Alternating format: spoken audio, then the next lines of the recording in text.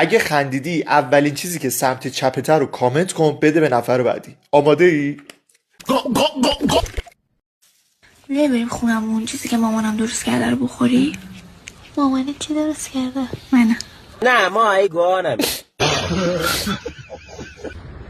میگم قدر اونایی که پست میفرستن برای تو بدون.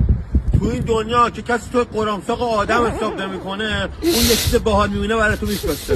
پس قدرشو بدون قرامساق. دوست به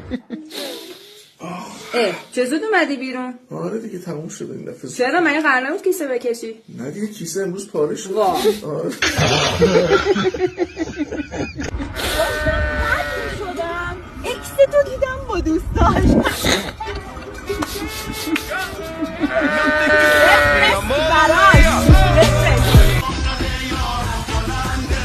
دم و دستگاش قد قنده.